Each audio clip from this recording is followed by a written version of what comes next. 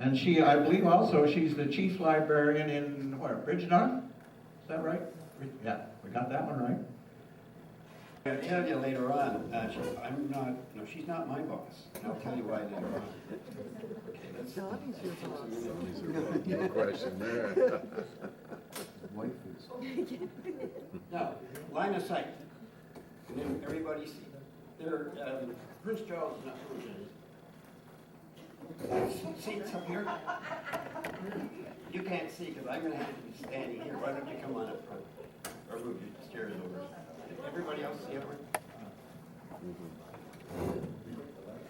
Oh, the lights. Might help. Yeah. You have to hold that curtain close to you. Close, you can't hear me? There. Okay.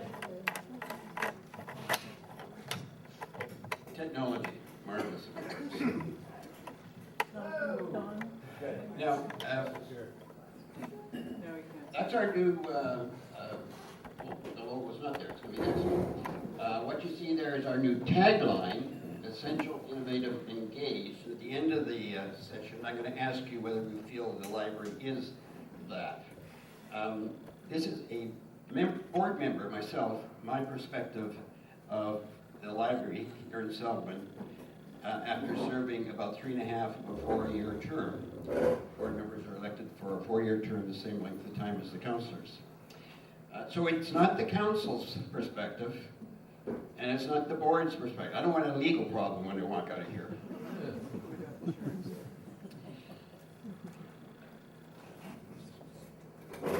Well, I did want to show you that bottom right is the website address, which is kind of unique.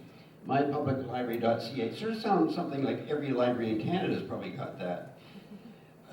Jill Warren registered that several years ago, and so we're the only library system that can use that very appropriate website, something to hang on to. Now, the topics today. I'll go over what the library scene is nationally, what it is provincially, and then what it is here in Stedman Township. I do not know the first librarian that served in the library, nor her children, nor her children's children. You know that all better than I do. I'm the bigger picture guy. I'm going to go over the library governance and the Ontario Library Act. I'm going to go over the library's strategic plan and what it means to you. I'll go over the revenue expense of the operation and try to explain the value proposition that the libraries both here and the rest of the country bring to the community. And I want to go over the library trends nationally, internationally, and locally. And at the end, I want to come to what I see as an opportunity here in Lakefield, which I will call the hub. And that will become apparent as we go through the slides. There's our new logo on the right. The left is the Selwyn. The name change, of course, gave us an opportunity to do this. Just note that this was done by a volunteer, actually, at gratis. We're very pleased about that. And I think it depicts our situation very well. The colors of the water, the forest, the tree, the Selwyn name, of course. The books, the square, the rectangular would be the image of the books, and maybe even the curler. Well, that's actually waves of the water, or a book overturned, or as our staff points out to me, it is the wave of the future and the wave of technology sweeping across our spectrum. Now, where does the library fit in all our governance structure here? The Ontario Ministry of Tourism, Culture and Sport administers the Library Act. We operate under that act, and I'm going to give you the details. It is municipal bylaws that create our libraries and the library boards that I'm on, and that governs the libraries. The driving force for the provincial government for all of this is something that they quote as a strong library system as the cornerstone of a strong community. It contributes to education, literacy, and lifelong learning in Ontario communities. An emphasis on education, literacy, and lifelong learning. Now, some of the pertinent or interesting facts of the Canadian scene, the national scene. Canadians borrow twice as many books from libraries as we buy, even though there are 3 times as many stores than there are libraries. There are 1,700 bookstores in Canada. There's 607 libraries, library systems. That number of bookstores may be decreasing. I think they're in tough shape right these days. As a cultural scene for our families, Canadian families, this chart shows where people are going for the entertainment on the cultural side. The blue shows that 56% of Canadians visit public libraries. That's more than zoos at 42%. It's more than the live theater at 44%. It's somewhat less than movie theaters at about 68%. Surfing the net, of course, is big and growing astronomically. 18 million users across Canada. Nearly 200 public libraries offer meeting rooms, which are used over by 28,000 people per month. Don't forget, we have a very attractive meeting room from 6 to 12 people over at the Bridgenorth Library, available to you if you so desire. Getting technical, 300 of our national libraries, and there's 600 in the library system, 1,800 branches if you want the total number. 600 libraries, 300 offer technology training, and that is increasing all the time. 16,000 people per month. Now, passports. 64% of us have passports.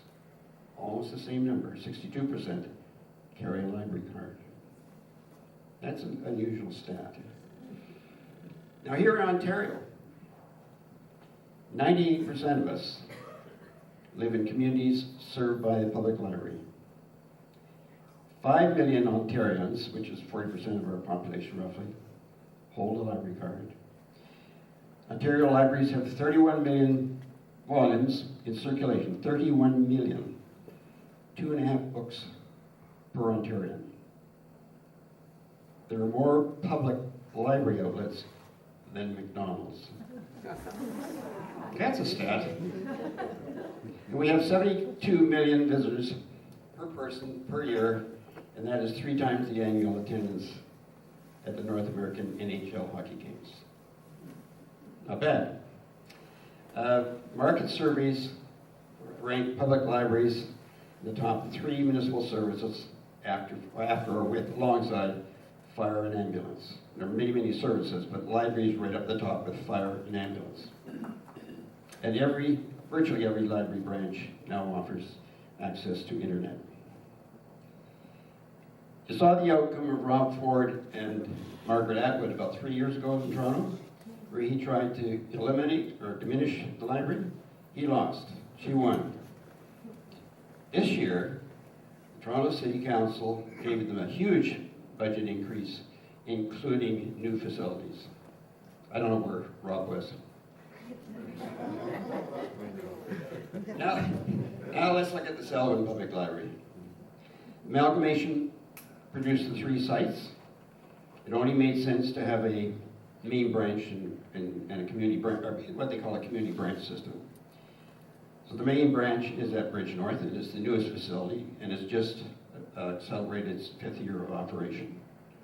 The Lakefield branch, here across from Foodland, is housed in what was once, as you will probably recall, the fire hall.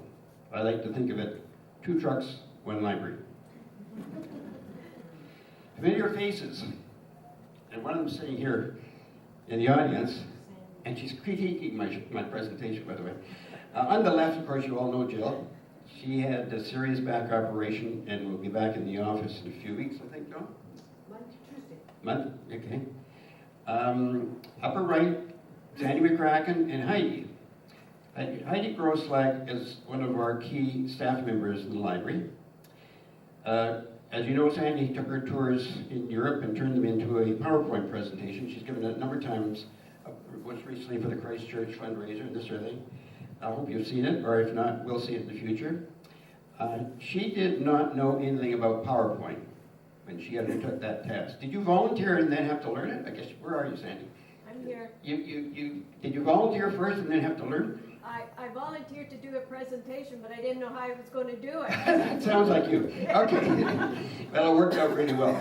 My point is, those kind of resources are at our library branch right here locally. Sandy took advantage of it, and now she's an expert. And the community has gained a lot by it. Here's the staff. They're available so use them. This was the Christmas party. It's not all business. Okay, Joan is there, and Pat is the Ennismore librarian, and I think that is Jill there, behind the glasses. And then the staffers, Kathleen on the children's side, and Heather is the assistant librarian in outreach. And then Heidi, who most of you know because she handles all the training on the computer, she and her staff. So you can't find a more engaging group of people if you just go and ask them and make use of their skills. The services are pretty straightforward. Computer lessons, adult programming, children's programming, pretty good children's programming. Did you know we even received a $2,000 grant for our children's programs from WrestleMania for a reading challenge program? I don't know how we did that. I didn't know WrestleMania was in the business of handing out money to libraries, but that was great. Ebooks on the climb all the time. 15,000 ebooks in the collection easily and growing all the time. Easy, 24 hours a day. Free supported library, that's the big thing. A lot of seniors have taken advantage of that and will continue to do so, I hope. Research stations, now easier than ever. We have 22 amongst the 3 branches. 32,000 electronic visits annually, increasing all the time. Last year we had a 53% increase in usage of ebooks and electronics. Toronto Public Library experienced a 104% increase. The left picture is Lakefield, and the right is Bridgenorth.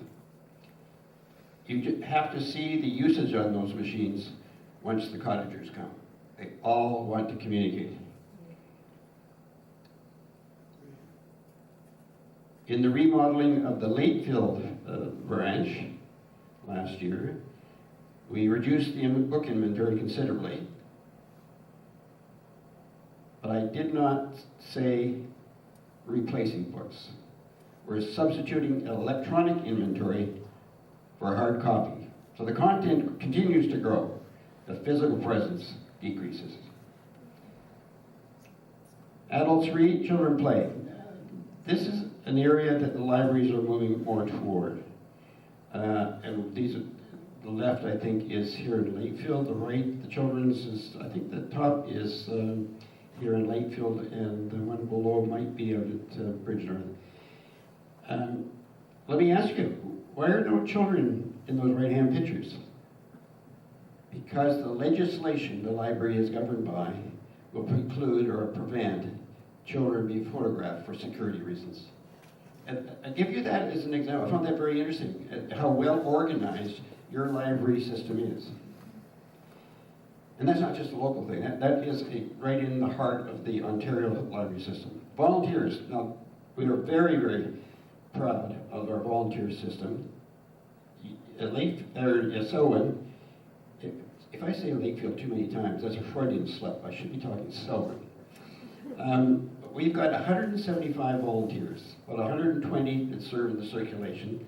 Dorothy is one of them here. She can give you all the information about that. And we've got 40 or so in the renewed classics. You probably don't recognize the group at the top right. Joan is there. Am I going to get this? Where's my little light? There. Joan is there. I think Mary Smith is there. And the other volunteers, and this was a party we're at. But what I did is I electronically stretched them vertically so they all lost 30 pounds. I mention this because you may want to volunteer over there. Some of you do already, but there's a great opportunity. to work in the community and meet others. The highlights of the library year: about 14,000 volunteer hours contributed, another 6,000 in the renewed classics. That's about 20,000 man hours. If you apply a $10 minimum wage to that, that's shy of $250,000 of contribution to the community, gratis. We've completed the strategic plan. We refurbished and updated the Lakefield facilities. Renewed Classics got a refit. I see the red sign is flashing today. Very high tech. Do you all see that in the window? Well, look right here in Lakefield, in our big corner here, the flashing light in the window. Neon light, was it? Yeah. Sometimes you leave it on all night. Did you know that? Okay. We're doing a lot of work on social media and Facebook. Extensive work with children's programming, and now more and more so with adult programming. Here are some of the measures of the Sullivan Public Library activity. better than 6,000 active borrowers. If we've got a population of 17,000, that means 37% of our population are actively using the library system. We have 63,000 books, videos, and CDs. That's $250,000 at depreciated value on our books at $250,000. We replenish that in order to keep the volumes fresh and the latest at the rate of $55,000 per year. A typical week sees 1,200 people in our 3 branches and over 2,300 transactions. Now, the Ontario Library Governance and the Public Libraries Act, we're not a fly-by operation. Very serious. Well legislated. This is the library board and staff working on a business plan or a strategic plan. Pretty good group to work with. Because you're the Historical Society, I thought I'd better run over a few historical facts. So here are the key dates in the evolution of libraries in Britain primarily, and then across to Canada. As far as I can see, most of our tradition came across in the 1800s from Great Britain. And it paralleled the social legislation over there. 1800, the first subscription library. It occurred in Niagara, on the lake. A user pay model, I think it was 50 cents a year.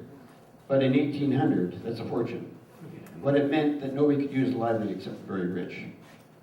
So it wasn't 80 years later, the Free Libraries Act, at the public's insistence. In 1883, a year later, Ontario's first free libraries in Toronto and Guelph. Between 1903 and 1922, we installed 111 Ontario libraries constructed under the Andrew Carnegie grants. $2.5 million. He was the philanthropist that sold out his steel industry in 1903. 1932, cooperatives, legal county library cooperatives, in order to pool the library's resources and provide common training. Most of the libraries at that time were operating on $200 a year. 1959, Public Libraries Amendment. It moved towards a tax-supported county public library. Again, driven by the public who demanded free access. So that's the start of the tax-supported county public libraries. And then, let me just go back.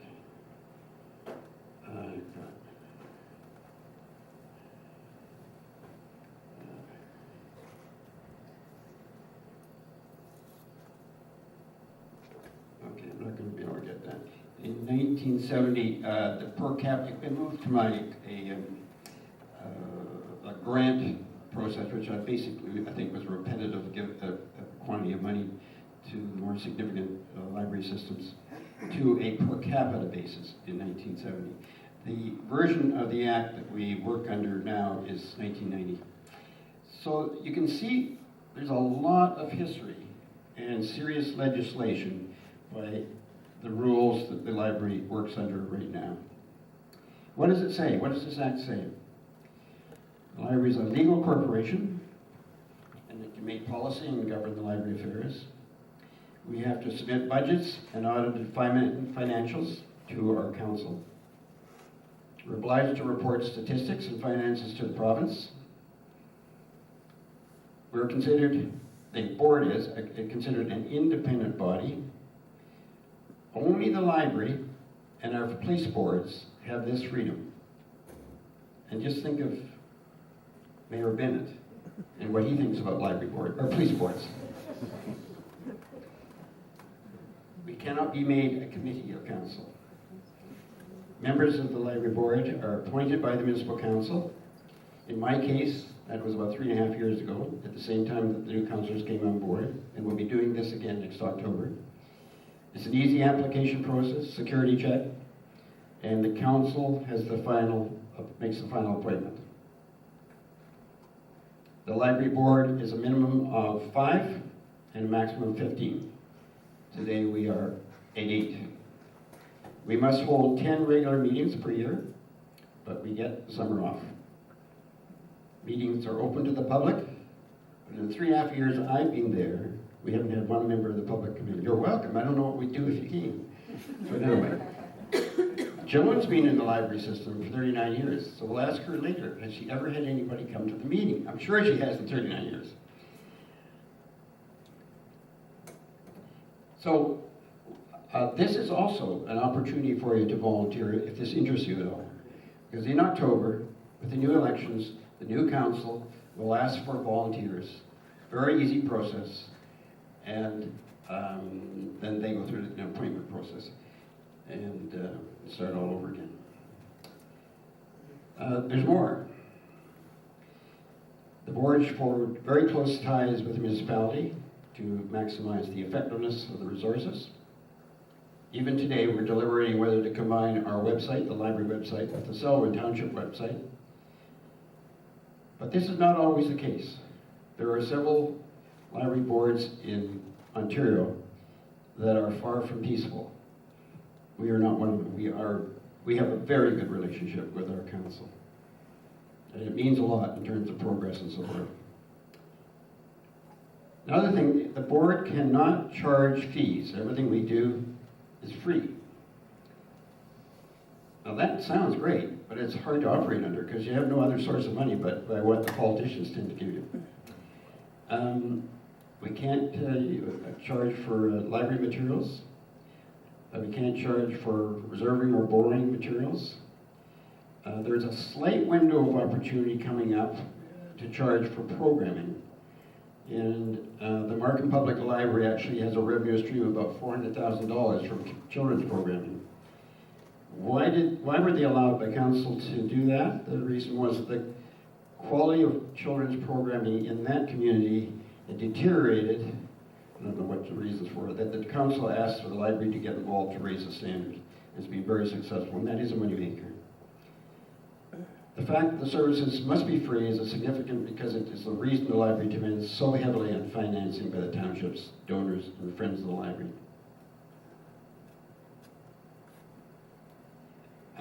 Now this is where Derry was wrong. He said Joan was my boss. The library board has the sole right to hire the library's chief executive officer, i.e. Joan, which in our case, as CEO of library employee, she cannot be a board member. She does attend all the meetings, thank goodness. My year. We attend 10 regular scheduled monthly board meetings. We monitor and evaluate the effectiveness of the library.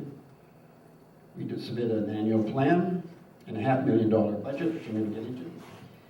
We review and set library policies and procedures. We support our 140 volunteers.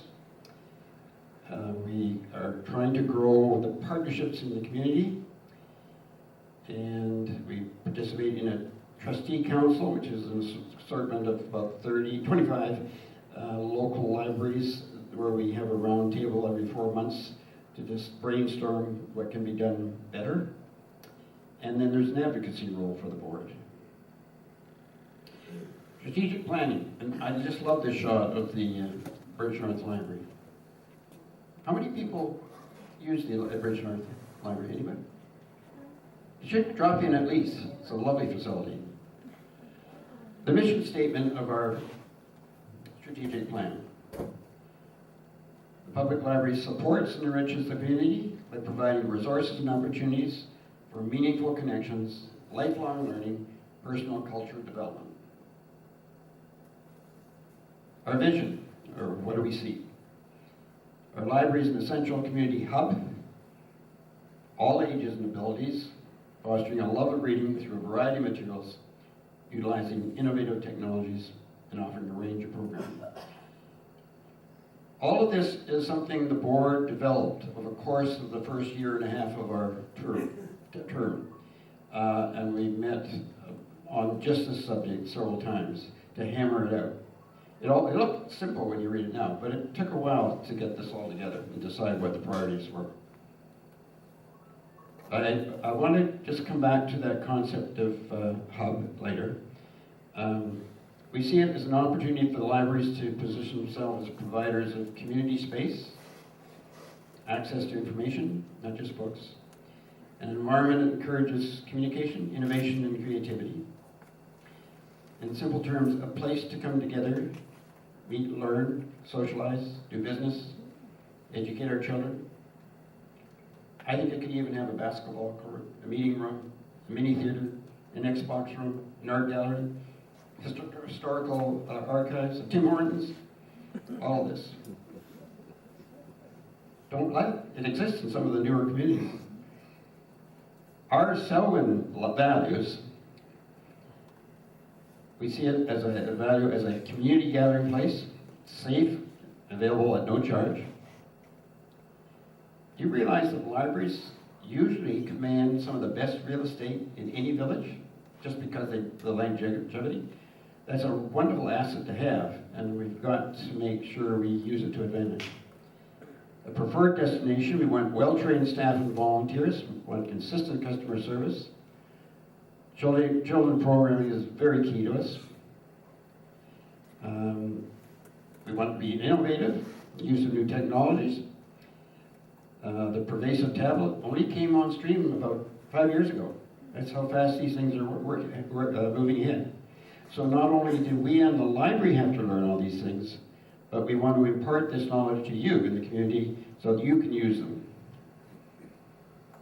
So when we do a self-appraisal on ourselves at the end of this year, which we will at the end of our term, we'll be asking whether we have met these values. We actually write a legacy document for the next board, which we'll be doing in the next few months, where we'll answer some of these questions. There's the budget, $500,000. 68%, or $350,000, comes from the Selwyn Township. In other words, that's your money through the township. The rest is the provincial, what, 10% there? And some fundraising. Fundraising is significant from the renewed classics and this sort of thing. The book sales. And library penalties. So keep your books at home and just pay the money.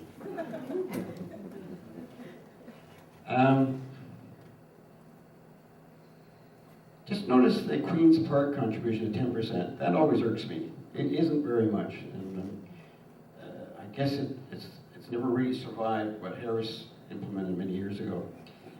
But it does seem to be minimal. We've got a population of 17,000. So our library costs us about $20 a year per person, or 5 cents a day, 5 cents a citizen day. Not bad. If you want to look at it on a household basis, we've got 8,000 tax-paying properties. So we're paying $44 a year per household. Your average taxes are probably $2,000 or better, so it's about 2% of that. Not a bad cost, and for the benefits that I've outlined previously. Remember, we're talking about an organization that's mandated by law to offer all its services at no cost. There's our expenditures, same number, of course. Spend everything we make. About half of it goes to wages and benefits. That's surprisingly little, And the extensive use of volunteers, we're unique in that large number. A lot of libraries operate with the wages and benefits about 80% of their expenditures. You can imagine what that number might be if we had to pay 125 volunteers to do the work. Today, larger libraries can take advantage of cost efficiencies with automation, labor-saving devices. It's very hard for small branches to do that. Checkout services today are fully automated. A book is embedded with a code, just like a credit card. You just put the pile of books on the machine. You don't even have to do it one at a time. Just a pile of books, and you're checked out in a minute. It's better than the Home Depot. I still haven't got the Home Depot thing figured out. The other major expenditure is materials, about $50,000, and that's the publications that we buy, the CDs and DVDs and books. 4,000 items, 3,000 or 4,000 items.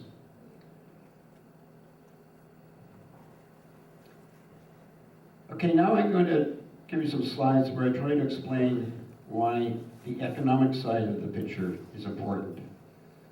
It's not the easiest to sell to understand, but it's important that you see it. Library research is telling us that in the past, library financial support was based largely on our love of books, our fond childhood memories, that sort of thing. That story is now insufficient. In today's economy, organizations like the police, the fire, the health, including the libraries, have to give the decision makers, the caretakers of the public purse, a rigorous measure of our value to the community, including the financial case. You may have caught this in Margaret Went's column the other night, basically talking about the police. But she wrote, hundreds of smaller cities across Canada are taking money from libraries, infrastructure, and parks to pay the cops. Bravo. Toronto Public Library was requested by the council and the library board, to create an impact study for their library. They call it the So Much More. The city commissioned the Martin Prosperity Institute, which is part of the Monk Center and part of the University of Toronto. It's a world-leading think tank. And this study is the first Canadian public library study to measure in concrete economic terms the return on investment for library services. They used as their tagline, the byline, there's so much more to a book than just reading.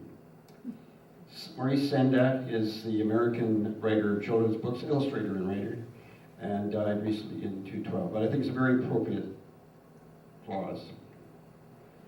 The purpose of the impact study was to give that word more a quantitative value. There's so much more to books. That's the Wheel of Fortune. Now, a little detail, get to know it because it's going to be quoted everywhere. There's only 3 or 4 of these studies that are being recently done, 2 in America, 1 in England. And ours is the latest. It came out in December, Toronto Public Library. At this level of sophistication. That pie, we call the big circle of pie, is the $1 billion impact, economic impact on the city of Toronto by the library. The dark blue at the right-hand side, roughly 50% of the $1 billion, or $500 million, represents collections and the use of books, free access to books and collections, DVDs, CDs, the stuff that we normally associate with the library. The light blue from 6 o'clock to about 8 o'clock represents the benefits from programs, reference services, technology access, meetings, this sort of thing. So that counts for about 70% of the pie, $680 million to be exact. The gray part, upper left, $178 million, is the direct spending by the city. That's the wages, the heat, light, power that keeps the operation going. That money, of course, goes right into the city, so that is all impact on Toronto. The orange sector is sort of the indirect benefits of that monies that are paid through the system. I won't get into the details, but when the library hires a contractor to repaint the walls, that contractor needs water, he needs food, he takes a bus to work or whatever. That's the multiplier effect. These principles of modeling are very well recognized around the world, and they're all well laid out in this report. And there's a minimum and a maximum and a median. And every assumption Toronto made was very conservative. So some of the results, what does this all tell us? Total impact of the library in Toronto, 2.75 million people, $1 billion. That's $1,000 per household. There are 1 million households in Toronto. Divided into $1 billion, you got $1,000 per household. Per person, there's 2.79 million people. Per person, it's 358. So the take-home message, Toronto sees $1 billion benefit. A household sees a benefit of $1,000, and an individual sees a benefit of $358. Now, a calculation the politicians love. The library contributes $5.63 of economic benefit for every dollar the city spends. That's pretty good. They can't be getting that kind of return on much more than anything else they're spending on. Some other metrics. One open hour of library has a benefit of $2,500. The cost is $653. So its benefits are 4 times the average cost of an hour. The return on investment for controllers, there's finance people, 463%. 44% of their adult population are frequent users, 72% have a library card. Okay, back to our home scene. What's new in this year and the end of last year? You've already heard that we have the new CEO treasurer, Joan. Lane Vance had been, and he's moved on to the treasurer's position. We recognize the main branch and the community branches. Heidi Groslag is now a permanent technology training coordinator. We've got the new logo, the tagline, and the library card, which I've shown you. E-books and social media services are just expanding leaps and bounds. Overdrive 24/7 service. Do a download everything. We've got a new e-reader loan program just started. 6 Kobo readers available for loan. You can load them with whatever book you want and take it out. Allows you a chance to get to know the e-reader at no cost, and the convenience of learning how to use that sort of technology. If it's successful, we may get more of them. Earlier this year, we were awarded an Ontario Trillium Foundation for $20,000 for low vision and hearing loss.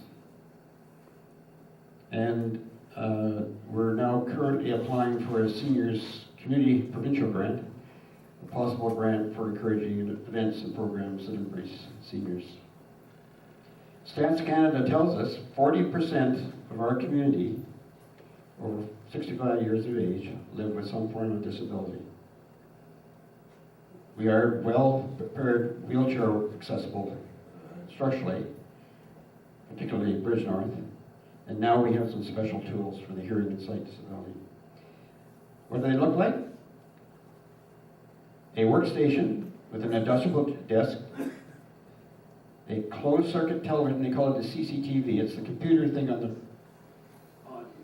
here. That's an old version. That's an old version of it there. That's close to what we're getting. And all sorts of fancy hearing devices and keyboards. But the big thing on the CCTV, I like, there, I mean, it speaks to you. You put your book under, your material under, and it speaks to you. Now, I'll tell you a story about this. When we started to evaluate going into this, I went down to the Peterborough Library, and they had this kind of equipment. They just bought it and installed it. And I went in one afternoon and asked them to show it to me. Well, they didn't know too much about it, so they had a little short. They didn't know much about it. And then when I wanted to see the desk operate, they couldn't find the key. And then when they did find the key to the drawer at the bottom to show me the devices for the hearing and the seeing disabled. Half of it didn't work because the batteries were dead. So I said, this is the librarian in charge of this project. I said, there's something wrong here. And she said, yeah, we totally underestimated the difficulty of promotion and training for something like this. And now they've corrected that, and they're in good shape. But it's a big job, and we've got to develop some new skills to handle this. And if you know anybody who's interested and has a disability or familiar with a disability like this and wants to get involved, I think we appreciate very much if you let us know. It's going to take some serious work. Now, what's changing in the library landscape? There's an increasing gap between the rich and poor. So that creates an opportunity for libraries where everything is free. Big business is controlling, accusations flying around. The media giants, CTV, Bell, Shaw, Apple, Google, WikiLeaks. Did you know that Amazon now controls a third to a half of the book market in the United States? Scary. The library has a role here. The European trend is towards what they call culture houses. We tend to talk community hubs. In Amsterdam, which is Showcase Master Library there, they've reduced the visible book collection by 70%. There's a new emphasis on structure dedicated to information for the public good, and again, the hub concept.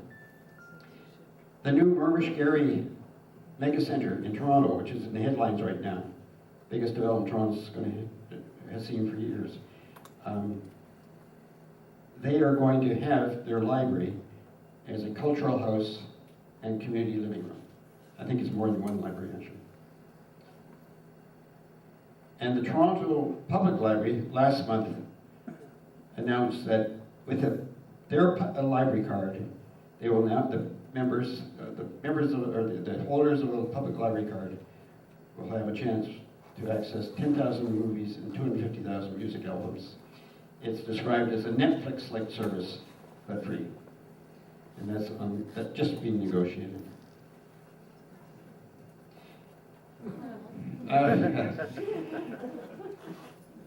That was the painting that hung in the Kingston Library about 6 months ago for a short time, the unclothed Stedman Harbour.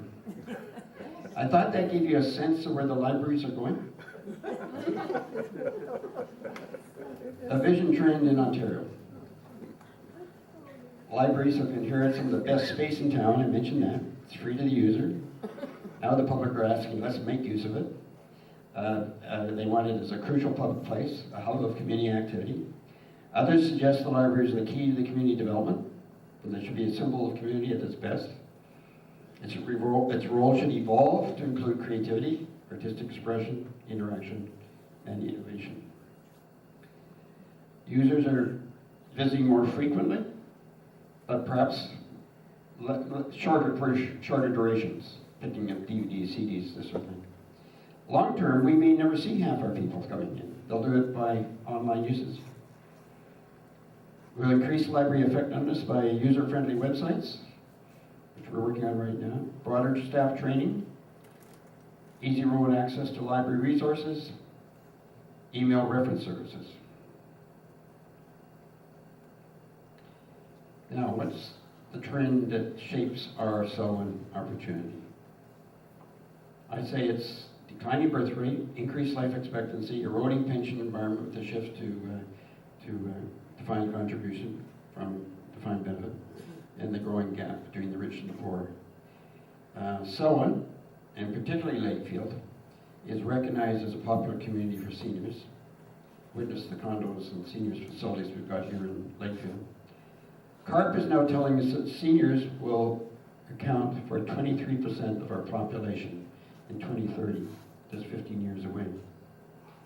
That means with modest growth forecasts, Selwyn could be a population of 20,000 people. If a quarter of them are seniors, that means we've got 5,000 seniors walking up and down Queen Street looking for something to do. And they can't all play golf. They need a community hub built around the library.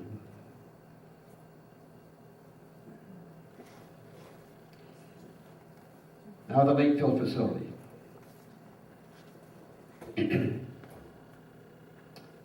Well, here, these are my personal reflections here. The children's area is minimal. The memorial meeting room is dismal. Certainly not a community hub. Previous studies on how to use that building have been inconclusive. So I think this creates a community opportunity. One of the biggest issues is location. The memorial building is wonderful. Location is excellent for walking access, but it's structurally far from optimum. We've had consultants give this recommendation. Contemporary buildings have very specific design, contemporary library buildings have very specific design requirements. Redevelopment of existing buildings often compromises future library services. And I've looked at the reports of the structures of that building, and I think it would be money down the drain trying to refurbish it for a library purpose. So I think the opportunity for the next council is to commission a plan ready for whatever stimulus financing might come around, although that's somewhat dubious right now. But that's what the Peterborough Library are doing. They have taken a plan, they've prepared a plan, shovels in the ground plan, should money become available. I think here, it's more important that we do enough research to decide as a community in Lakefield what our needs are and what our opportunities are. Every 5 years, we have an outside consultant look at the library's future. The most recent report was in 2010, and here are his recommendations concerning us in Lakefield. The Lakefield branch should be redeveloped, expanded as growth permits. And of course, some of that growth has not occurred because we've had the recession, the financial hiccup, but presumably it will start again. The Selwyn Township official plan has designated Lakefield as a primary growth center, we know that. We've invested already in the water supply and the sanitary sewers to accommodate the growth. An architectural assessment should be undertaken in the short term. And in his opinion, there's a need to explore the option of redevelopment of the existing site with another 2,000 square feet or an alternative location for 4,500 square feet.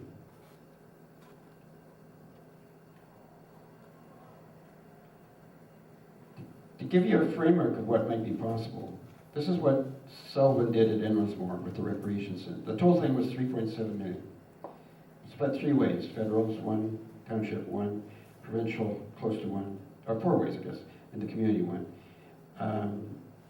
That's one way of doing it. I don't think that kind of money is going to be available in the next few years. Bridge North, more practical model, 1.7 million without the landscaping and the sort of thing. That seemed insurmountable when they started, but they got a $100,000 grant from the local Lions Club, and that got kick-started the community contribution, and you can see the result now. So recap, Canadian Library stacked up well. Our Selwyn Public Library is something we can be very proud of. You've seen how our library governance and the Ontario Library Act works. It's given us the infrastructure for the future. You've seen our strategic plan. I've gone over the revenue and expense budget. I've shown you the value proposition, and particularly the Toronto Public Library Economic Impact Study. And I've showed you some of the trends, and I've explained the Lakefield Hub opportunity. So in closing, here's my view. I've been a representative of the library for the Southern Ontario Library Trustee Council, and we meet quarterly. And the purpose is networking amongst 25 library systems, and I'm the only one from Selwyn for this particular meeting. And it's very illuminating to listen to all the problems. Many of the library boards can be described as war zones. Without a doubt, the relationship we enjoy with Selwyn Township is the envy of many libraries. Thank you very much. I'll leave you with 2 take-home messages. Maurice Sandbach's words were, there's so much more to a book than just reading. I've rephrased his words, there's so much more to libraries today than books. Then the last take-home message, Andrew Carnegie, and he was a Scotch American born industrialist who, as I said, sold his steel empire in 1903 for $500 million, $500,000, and constructed the 2,500 libraries around the world. So you got to listen to him. The library outranks any other one thing a community can do to benefit its people. It's a never-failing spring in the desert. Joan has agreed to answer any questions. I have brought along copies of our annual report somewhere here. I'll get them out. There they are. I'll pass them around. And Joan would like me to show this slide. And Joan, do you want to just come up so see if I've got any questions? There. And explain what you're doing at Ennismore. Free publicity. Bridge North. It's actually a special presentation this July 16th, Wednesday. It has a historical context, so I thought you people might be interested in it. It's a collection of songs and tales of work and love in Canada's past. And so it's at 6:30 with the show starting at 7 o'clock. It's actually one of the ladies involved is the daughter of volunteers from the Bridge North Library, longtime volunteers there, and so they're in the area doing this presentation. And so we're hoping to get some interest in it, and hopefully maybe you'll be able to attend.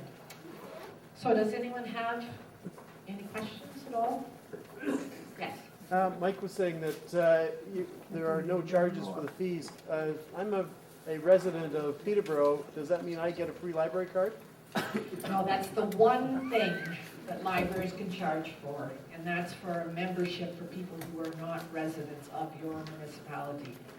Now, Selwyn has chosen not to charge fees, and most of the small libraries, we work cooperatively so that we have a reciprocal borrowing agreement. So if you live near the Buckhorn area, you can use their library free of charge. You can use Halliburton if for some reason you happen to be there. Cavan Monaghan, if for some reason you tend to go that way, you can get free cards in most of the small ones. But that's the one thing that they can make money on. At university, if you ever run that card, you archive and vandalize it. I know. Free to apply and you don't like free to. That's good, and I think Sir Sanford has some sort of facility too that you can go in and get a card from them. So one thing libraries do try is to work cooperatively, like our interlibrary loan system. I don't know if you've ever taken advantage of it, but we just recently have been, somebody's interested in Nova Scotian history, and we've been acquiring books from Nova Scotia for this lady to do genealogy research there. That's all done by libraries just cooperating. It's one of the few things the post office actually offers us a special rate for mailing. It's one of the few things the post office does nicely for us. And so that's one feature. And we loan approximately 1,300 of our books out to other libraries through Ontario on average in a year. So there's a lot of shared sort of going on like that among libraries, learning to do with spread the wealth around the world. Yes. Any possibility of changing hours or more hours for the library? Yeah, we'd love to get more hours. Particularly you're thinking Lakefield. Particularly you're thinking Wednesday afternoon. Mondays, yes, Mondays always a catch. It would be nice because of the way we actually operate. That would require some extra volunteers to staff the space. And so that's certainly something to keep in mind. I'd love to see more hours, definitely. I'd like to see Wednesday afternoon in Lakefield. For a start, anyway, it would be a great sort of close and have be more consistent hours. Yes? Is that the only hiccup we have for the opening longer hours is the volunteer situation, or are there others? I would say if we had more volunteer staff, there would be nothing that could stand in our way because, I mean, the cost to open a building really isn't anything, but we need a solid, reliable, trained staff. And that's the thing. We've always made a point that we want to be able to offer consistent hours. We don't want people to come to the library and find it not open. And we said we're going to be open. So we need to know that we've got 52 weeks a year that we can actually support that. So you typically would need at least 4 to 5 volunteers. That's what it takes to actually man a shift reliably with winter vacations and things like that. So maybe a little campaign to get some more people and get them trained, and then in about 6 months, we usually consider 6. There's a lot of training. It's not, you can't just step into it, but it's a very fun place. I think if you ask any of our volunteers, you can ask Barb. I think it's a very rewarding experience working in the library. We've got fantastic volunteers and just the most interesting people at Toronto, I think, and I've been working with them for over 20 years, and I'm astounded at how the resources and how well trained and what they can bring to the library system. It's great. And do they get perks? Perks, yes they do. No fines on books, half price on photocopying and fax fees.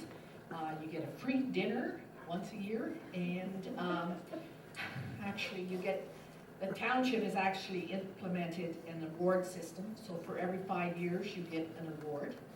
Not huge, but it's something that the township did because way back when we started, back in actually 98 when we first amalgamated. And so they appreciate volunteers, so we do try hard. Plus a fantastic Christmas party, right? Yeah, like it's fun.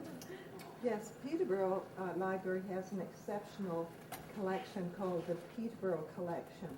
Now, when I first started visiting this library in the village, there was also a cupboard, which I would call the Lakefield Collection. And I noticed it isn't there anymore, and you had to have a special key. It even had books, early editions of Catherine Parr Trail. Is that still there? Well, that's a good question. Mike and I actually were talking about that. It's got to be there because they haven't gone anywhere. I can tell you they haven't been sold or anything like that, so they must be there. I'm going to ask Jill when she gets It's in the back room. It's in the back room. I think it was a space issue when we did the renovation. Yes, You but just need to ask for it. yes, but how do the public, other than myself, who am a researcher, Know how about it. does the public know that that is there? Do you have a listing to public viewing? It would be listed in our catalog. Actually, one of our Well, I volunteers just think that people that are looking for things asked, and the volunteers would know. It is actually in our computer. Everything was cataloged into the computer, so if you were looking under local history, I think you'd find it that way. You could get a printout of everything that came up or something like that.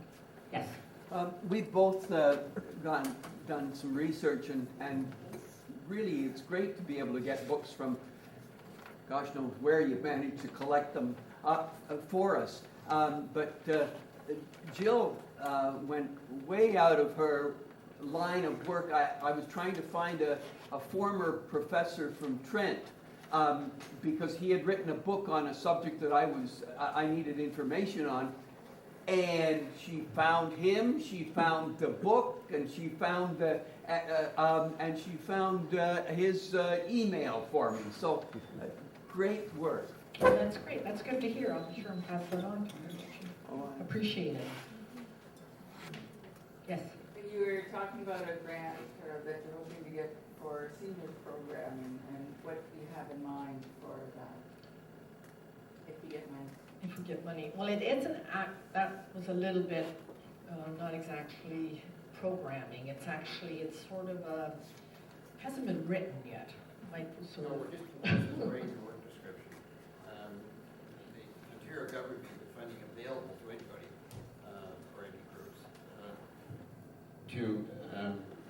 There are a couple of objectives. Basically, get the seniors into activities. Now, we have one of the biggest seniors activities in Summit with our 170 volunteers, basically all seniors. So we've already got an infrastructure.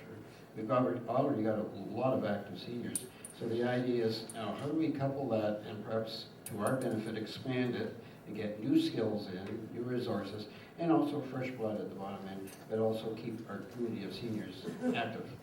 So raise the whole level of our volunteer organization, which will basically say seniors. So we'll see what counts.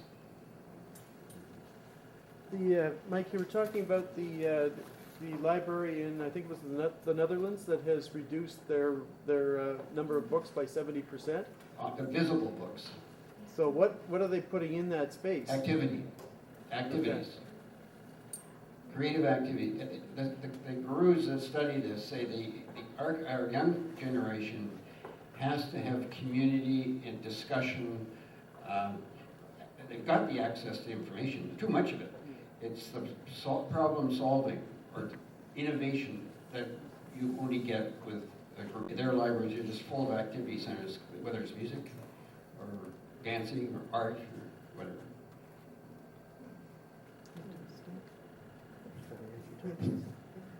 Boy, these librarians are long-winded, aren't they? Holy mackerel, are you people getting tired? Are they getting sore? They've been wonderful. And the reason that I wanted Mike to come and talk to us, one of the reasons, was, if you were listening closely, you might have heard him say that if and when there was an expansion in the local library, they would encourage groups such as the Historical Society to have a display and restore and place to put their archives. Did you hear that? No. Well, I sure did. And so we've discussed this in advance. Mike and I have discussed it at many curling games and so on. And the only problem is that it's a political problem. Did you hear him say he's the only member from Lakefield on the board? What that conjures up water towers and not being able to get water from your own tower and so on and so forth. It conjures up all kinds of memories in this township. I keep forgetting the name. What's the name of this township? Selwyn? Yeah, where's that? Yeah. So anyway, Mike is, well, he has the right mindset for that, let me say, because we need a home. The current council, well, we don't know who they are, and they don't know who we are, and apparently the library board suffers the same disease that I mentioned to one of the other members of the board, or former member of the board of the libraries, and I said, you know, someday we're going to have a new library and we're going to have the Historical Society in that new library. And he laughed, he said, it'll never happen. I said, why is that? Why is that? Politics. Politics. The majority of the members of the board live elsewhere and vote elsewhere, and they've forgotten that this little town even exists over here. And so we all should encourage the members not only of council but of the library board. There's an election coming up this year, and for heaven's sakes, let's get some people that remember what Lakefield is. When Lakefield was Lakefield, the council provided money to the Historical Society. They provided seed money to start the Historical Society. And they provided money for the book that was published by the Historical Society. This was when the councils cooperated. I better stop. So anyway, we need your support and help in this area. And when you vote this fall, just remember what's going on politically. Thank you, and have a good summer. Neil couldn't wait any longer. He said, with his brain transplant, he said he couldn't stand any more down here, which is where his brain is, he said. And so he left. He had to leave. Hi there. I assume that it is not proportional representation. I think you've got a But good if point. the people of Lakefield wanted to run for the library board, you could have 50% from Lakefield, is that correct? Well, then there's the answer. There. Get off your We butt, have to folks. remember, we're only 15% of the population, 50%. Yeah. So whatever we do, we have to come up with the plan. Council's not gonna do, they're busy, they got the police board to worry about right now. We have to come up with a plan that we know. Yeah, it's not a ward system like the council. So in any event, gentlemen and ladies, we have coffee and cookies available free of charge, like the library. And thanks to the Heffernan family again. Thank you and good night.